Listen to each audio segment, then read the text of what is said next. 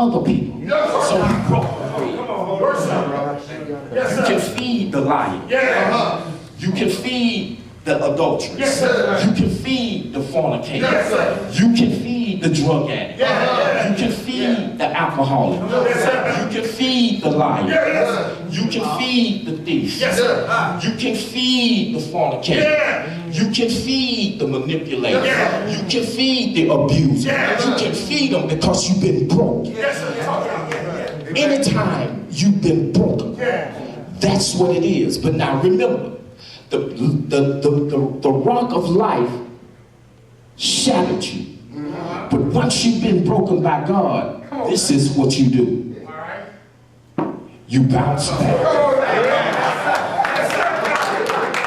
Can I talk to you for a moment?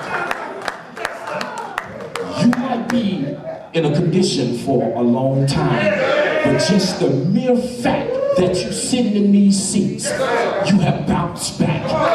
Each one of us in here have survived being in a hard place.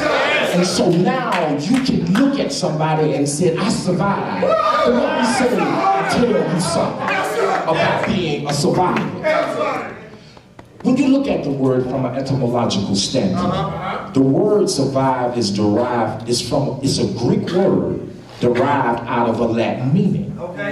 And it means to live beyond a longer than. Let me say that again. Somebody missed the shout. It means to live beyond a longer than. Some of you were told that because you was on drugs, because you were drunk, because you was a homo, because you was just like your daddy, that you weren't gonna make it. But you live beyond what they said.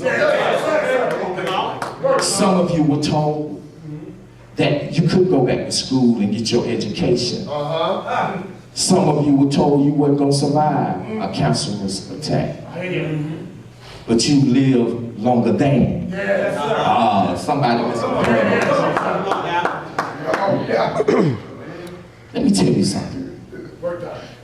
You can't allow, let me do it this way. I used to love to smoke cigarettes. 6 years ago, God delivered me from it. But what I come to discover was this. Secondhand smoke is more deadly than the initial lighting of a cigarette. Okay? Can I suggest to you that oftentimes we connect ourselves with secondhand spirits? And those secondhand spirits suck the life out of you. When you have a secondhand spirit, what it tends to do is it wants something from you that it can't give itself.